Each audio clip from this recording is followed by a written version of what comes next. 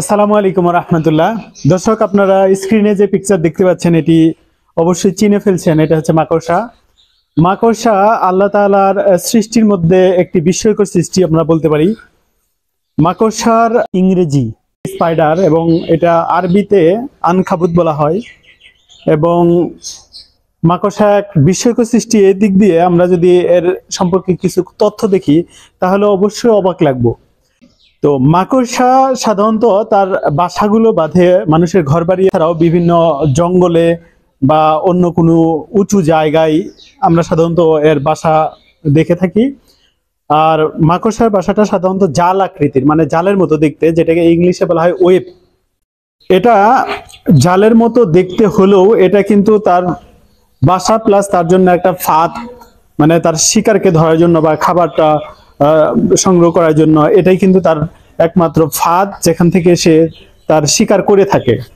তো এই যে যে জালটা তৈরি করে, জালটা কিন্তু অ্যাকচুয়ালি আঠালো। এটা মাকড়সার পেটের পেছনে অংশ রয়েছে স্পিনারেটর, আর এই স্পিনারেটর এর দ্বারাই কিন্তু মাকড়সা এক ধরনের আঠালো সুতো বের করে, যেটা সুতোটা একদম সিল্কের মতো।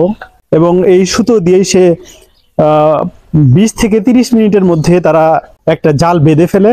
এবং এই জালের মধ্যে সে এক কোনায় বা মাঝখানে সাধারণত একদম নজরদারিতে রাখে যে কোনো শিকার তার জন্য, মানে তার জালে আটকে পড়েছে কিনা। সাধারণত মাছি বা মশা এই জাতীয় ছোট ছোট কীটপতঙ্গগুলো এখানে যখন পড়ে, সে জালের যে কোনো প্রান্তে থাকুক না কেন সে খুব সহজে টের পায়। মাকড়সা একটি স্পিনিং গ্রন্থি রয়েছে এবং এই স্পিনিং গ্রন্থির থেকে স্পিনারেটরের মাধ্যমে সাধারণত এই যে আঠালো যে সুতোটা বের হয় এবং এই সুতো দিয়ে সে তাৎক্ষণিকভাবে জাল বেঁধে ফেলে। এবং এই জালটা কিন্তু ক্ষণস্থায়ী। জালটা ক্ষণস্থায়ী বলতে মাকড়সা ইচ্ছা করলে সে এই বাসাটা এক থেকে 2 দিন বা 3 দিন বা এক দুপুরও রাখতে পারে। অল্প সময়ের মধ্যে সেই পুরো জালটাকে বা বাসাটাকে গুটিয়ে আবার অন্য কোনো জায়গায় এই বাসাটা তারা বাঁধতে পারে। এটা হচ্ছে তার জন্য ক্ষণস্থায়ী একদম একটা বাসা। এবং এটা থেকে সে শিকার ধরে যেহেতু এটা আঠালো। এবং আপনারা একটা বিষয় খেয়াল করবেন, যদিও এটা একটা দুর্বল প্রকৃতির বাসা বা ঘর বা জাল, এটা কিন্তু টানলে পরে অত সহজে ছিঁড়ে না, এটা লম্বা হয়ে যায়। কারণ এটা আঠালো প্রকৃতির একটা জাল, যেটা সাধারণত বিশেষ একটা তরল পদার্থ দিয়ে তৈরি, যেহেতু সেজন্য এটা টানলে পরে লম্বা হয়, ছিঁড়ে না গিয়ে লম্বা হয়।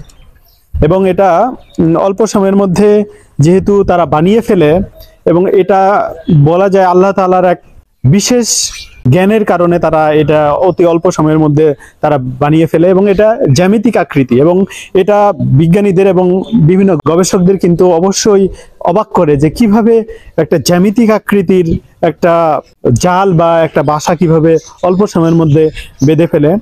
বিজ্ঞানীরা বলেছেন পৃথিবীতে প্রায় 40 থেকে 45 হাজার প্রজাতির মাকড়সা রয়েছে। আর মাকড়সার যদি বিস্তারিত তার যা আকার আকৃতির কথা বলি, এটা প্রায় 4 সেন্টিমিটার থেকে 10 সেন্টিমিটার হয়ে থাকে। এবং এর পার সংখ্যা হচ্ছে 8টি। এবং চোখের দিক দিয়ে মাকড়সা ভেদে এদের 2টা চোখ, 3টা, 4টা, 5টা, 6টা, 8টা পর্যন্ত চোখ হয়ে থাকে। এবং এরা কিছু কিছু মাকড়সা রয়েছে প্রচন্ড বিষাক্ত।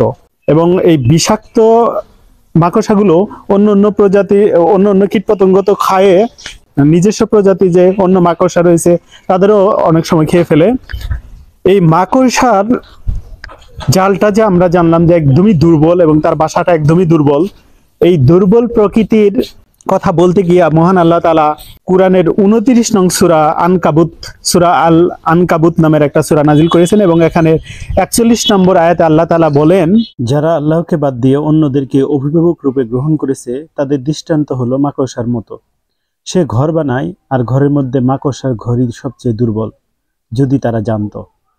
আল্লাহ তাআলা এই আয়াতের মধ্যে অ্যাকচুয়ালি মানুষ যারা আল্লাহ ব্যতীত অন্য কোনো ব্যক্তিকে রব হিসেবে গ্রহণ করে তাদের কথা বলেছেন যে মাকড়সার জালটা যেমন বা বাসাটা যেমন দুর্বল।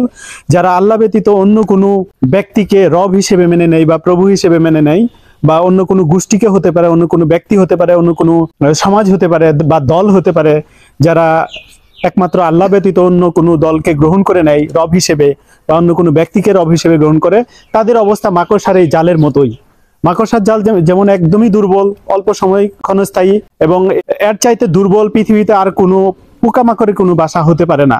এর জন্যই আল্লাহ তাআলা তাদের মানে এই যারা সাধারণত আল্লাহ ব্যতীত অন্য কাউকে রব হিসেবে মেনে নেয়, তাদের দুর্বলতা প্রকাশ করার ক্ষেত্রে আল্লাহ তাআলা সূরা আনকাবুতে এই কথা 41 নং আয়াতে বলেছেন। তো আমরা জানি যে সূরা ইখলাসের কথা বলি যদি, তাহলে সূরা ইখলাস কিন্তু টাচস্টোন অফ থিওলজি বলা হয়, অর্থাৎ ধর্মতত্ত্বের কোষ্ঠী পাথর বলা হয়। আর এখানে মহান আল্লাহ তাআলা তার নিজের পরিচয় দিয়েছেন যে পৃথিবীর সবকিছুর ঊর্ধ্বে হচ্ছে তার স্থান, তিনি এক এবং অদ্বিতীয়, এবং তিনি যেহেতু কারো কাছ থেকে জন্ম নেয় নাই এবং তিনি কাউকে জন্ম দেনও নাই, পৃথিবীতে অ্যাকচুয়ালি আল্লাহ তাআলা বুঝাতে চাচ্ছেন যে তার সমকক্ষ কেউ হতে পারে না। কাজেই এক আল্লাহ ব্যতীত অন্য কাউকে যদি তারা রব হিসেবে বা প্রভু হিসেবে মেনে নেয়, তাদের অবস্থা ঠিক মাকড়সার জালের মতো দুর্বল এবং যে কোনো সময় সেটা নষ্ট হয়ে যেতে পারে।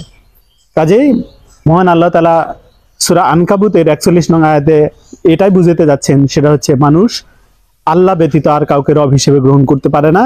এবং মাকড়সার এই জালের উপমা দিয়ে আল্লাহ তাআলা এই কথাটি বুঝিয়েছেন। মাকড়সাকে নিয়ে আমরা দেখি অনেক গল্প, অনেক উপন্যাস এবং সিনেমাও তৈরি করা হয়েছে। আমরা জানি স্পাইডার ম্যান নামের একটা সিনেমা রয়েছে, সেখানে মাকড়সার আকৃতি একজন মানুষ কিভাবে সে মানে এক জায়গা থেকে আরেক জায়গায় অল্প সময়ের মধ্যে যাইতে পারে। তাছাড়া মাকড়সাকে নিয়ে আমরা একটা গল্পও জানি, ছোটবেলা থেকে পড়েছি, সেটা হচ্ছে রবার্ট ব্রুসের একটা গল্প রয়েছে। আর রবার্ট ব্রুসের মাকড়সার সাথে রিলেটেড গল্পটা কিন্তু আমাদের উৎসাহ দেয় যে আমরা বারবার কোনো কাজের চেষ্টা করব এবং এক সময় অনেক ব্যর্থতার পরে এক সময় দেখা যায় যে আমরা সফল হতে পারবো। কাজেই পৃথিবী সংক্রান্ত যতগুলো গল্প রয়েছে মাকড়সার ব্যাপারে, সেটা মাকড়সার অনুপ্রেরণামূলক গল্প। এবং আল্লাহ তাআলা যে উপমা দিয়েছেন মাকড়সার, সেটা হচ্ছে এক আল্লাহ ব্যতীত অন্য কাউকে প্রভু হিসেবে গ্রহণ করার কোনো উপায় নেই, কারণ মহান আল্লাহ তাআলা একজনই এবং তিনি এই সৃষ্টি জগতের মালিক। এটাই বোঝাতে চেয়ে বা এটাই মানুষকে উপমা দিয়ে বুঝিয়েছেন যে আল্লাহ ব্যতীত কাউকে দ্বিতীয় কোনো রব হিসেবে গ্রহণ করার কোনো ওয়ে নাই, এবং দ্বিতীয় রব হিসেবে গ্রহণ করলে সেটা ধ্বংস হয়ে যাবে এবং একমাত্র আল্লাহর অস্তিত্বই টিকে থাকবে। মহান আল্লাহ তাআলা মাকড়সার এই দৃষ্টান্ত আমাদেরকে বোঝার জন্য তৌফিক দান করুক। আল্লাহ হাফেজ।